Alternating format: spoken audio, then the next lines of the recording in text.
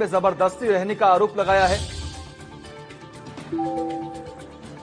मकान का वसीयत न कराने पर जान से मारने की धमकी भी दी गई है। विजय मिश्रा के रिश्तेदार के बयान के आधार पर पुलिस ने केस दर्ज कर लिया है। इसके पहले भी विधायक विजय मिश्रा ने एक व्यापारी को जान से मारने की धमकी दी थी, जिसके बाद पुलिस ने विधायक पर कार्रवाई की थी। ये बड़ी और अहम जानकारी हम आपको देने की पूरी कोशिश कर रहे हैं, जहां पर आपको बता दें कि मकान का वसीयत न करने, जान से मारने की धमकी दी गई है। बाहुबली विधायक विजय मिश्रा की गिरफ्तारी कब होगी, यह भी एक बड़ा सवाल यहां पर खड़ा किया जा रहा है, क्योंकि लगातार खबरें ये सामने आ रही हैं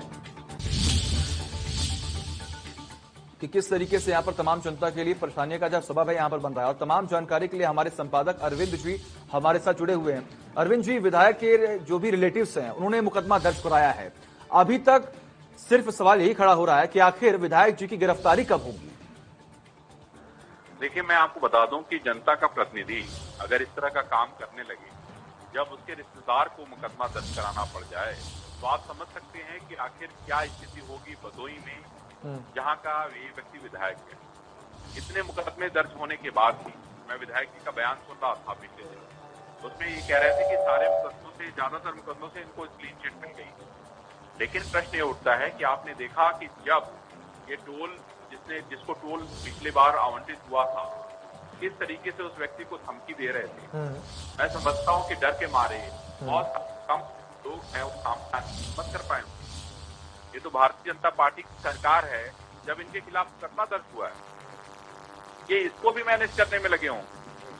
और जिस तरीके से ये धमकाने के अंदाज कह रहे थे कि मैं फलाने से मिलूंगा, धमाके से मिलूंगा, प्रश्न ये उठता है कि आप किससे मिली, लेकिन आपको ये अधिकार किसी ने नहीं दिया है कि आप किसी के मकान पे कब्जा कर लें और या आप किसी व्यक्ति को धमकी दे, ये अधिकार किसको नहीं दिया है। और आप बिल्कुल अरविंद जी, देखिए सवाल वही है कि हालांकि ये कोई पहला मामला नहीं है।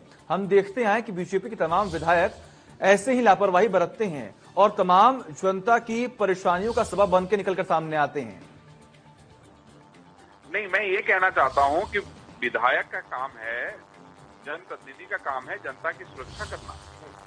जनप्रतिनिधि का ये काम नहीं है कि वो लोगों के मकान में कब्जा करे, वो लोगों को धमकियां दे। ये आश्चर्य की बात है और बड़ा दुखद है। सरकार अगर इस पे कार्रवाई करती है तो उसको साधुवाद दिया जाना चाहिए, लेकिन जिस तरीके से कार्रवाई होनी चाहिए उस तरीके से कार्रवाई नहीं हो रही है। इन सारी चीजों में इतनी धीमी गति से कार्रवाई हो रही है कि जो व्यक्ति मुकदमा दर्ज कराने वाला है वो हॉस्टाइल हो जाएगा, और ये बड़ा दुखद है। और मैं आपको बता दूं कि ऐसे लोग जो कि जोड़ तोड़ में माहिर हैं, लोगों को डराना धमकाना इनका मूल काम है, और जाति का सहारा लेके अपनी राजनीति को चमकाने का दावा करना। विजय मिश्रा से कोई पार्टी ऐसी बची नहीं होगी जिसमें ये न रहा हो। और प्रश्न उठता है कि जब जो पार्टी होती है ये उसी को हो जाते हैं। आपने इस बात को भी समझना पड़ेगा और भदोही की जनता को भी इस बात को समझना चाहिए कि वो किसको वोट दे रही है, कैसे लोगों को चुन के भेज रही है। और प्रश्न ये भी उठता है कि अगर आने वाले वक्त में आप देखिए, मैंने समाजवादी पार्टी से भी ये व्यक्ति विधायक रहा, बहुजन समाज पार्टी से भी ये टिकट देने की जुगत बना के रखा था। भारतीय जनता पार्टी में कौन ऐसा व्यक्ति नहीं होगा जिसके साथ इसने मुलाकात नहीं की होगी। लेकिन ये इसको हम बेहतर कहेंगे कि भारतीय जनता पार्टी ने इसको टिकट नहीं दिया, उसके बाद भी ये चुनाव जीत के आ गया। प्रश्न ये है कि जनता तो भोली होती है, उसको बहुत सारी बातें पता नहीं होती। तो ऐसे लोगों को समाज में एक्सपोज करने की जरूरत है, जिनके बारे में जो चोला ओढ़ के जनता को धोखा देने का काम कर रहे हैं। कब्जा करना, बालू खनन करना, लूट डकैती हत्या, कोई ऐसा मुकदमा नहीं रहा होगा जो ना हो। और ऐसे लोग जो है जब विधानसभा में पहुंचते हैं तो वहां के माहौल को भी खराब करने का काम करते हैं। तो प्रश्न ये उठता है कि ऐसे लोगों का बहिष्कार होना चाहिए, ऐसे लोगों के बारे में जनता को जानकारी मिलनी चाहिए, और मैं समझता हूं कि ऐसे लोगों के खिलाफ सख्त कार्रवाई होनी चाहिए। अगर इस व्यक्ति की अभी गिरफ्तारी नहीं हुई है तो ये दुर्भाग्य की बात है, और अगर सरकार इस बात को सुन रही है तो इस पूरे मामले को लेकर सख्त कार्रवाई करे। सभी लोगों के बीच में जो भारतीय जनता पार्टी जिस उद्देश्य से सरकार में आई है तभी ये संदेश जाएगा। क्योंकि कहा यह जाता है कि योगी आदित्यनाथ जो है वो ऐसे मुख्यमंत्री हैं जो गलत काम को बर्दाश्त नहीं करते हैं। तो मैं समझता हूं कि सरकार में ऐसे अफसर जिलों में बैठे हुए हैं जिनको इस काम को अंजाम देना चाहिए, और अगर वो अपने काम को अंजाम नहीं दे पा रहे हैं तो ये दुखद है और दुर्भाग्यपूर्ण है। और मैं ये बताना चाहता हूं कि ऐसे लोग जब तक एक्सपोज नहीं होंगे, जब तक उनके बारे में लोगों को जानकारी नहीं मिलेगी, तब तक ऐसे लोग जो है समाज में कब्जा करके बैठे रहेंगे। तो इस बात को समझना होगा।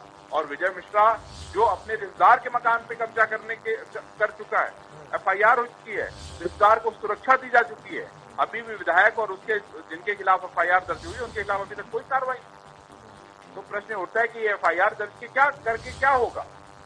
कुछ दिनों बाद लगातार ऐसे ही दबाव बनाने का काम करेगा, क्योंकि उसकी फितरत है ये बिल्कुल, और इस तरह का काम करने का वो आदी है। क्योंकि जिसके ऊपर 62 मुकदमे दर्ज हो चुके हों, आप समझ सकते हैं कि वो व्यक्ति किस तरह का शातिर व्यक्ति रहा होगा। तो ऐसे लोगों की गिरफ्तारी होनी चाहिए और इसको प्राथमिकता के आधार पर इस पूरे मामले की सुनवाई होनी चाहिए। बिल्कुल, बहुत बहुत शुक्रिया अरविंद जी तमाम जानकारी के लिए। और बिल्कुल सही कहा आपने कि बहुत ही दुर्भाग्यपूर्ण है कि अभी तक इस पूरे मामले में कार्रवाई नहीं हुई है, क्योंकि सीएम योगी एक तरफ सख्ती से कार्रवाई करते हैं, लेकिन निचले स्तर पर जितने भी अधिकारी हैं आखिर वो क्यों चुप हैं, आखिर वो क्यों सख्ती से कार्रवाई नहीं कर रहे हैं।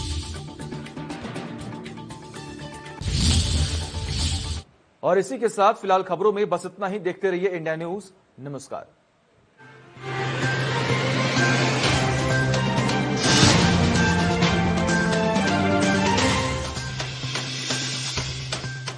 आप अपनी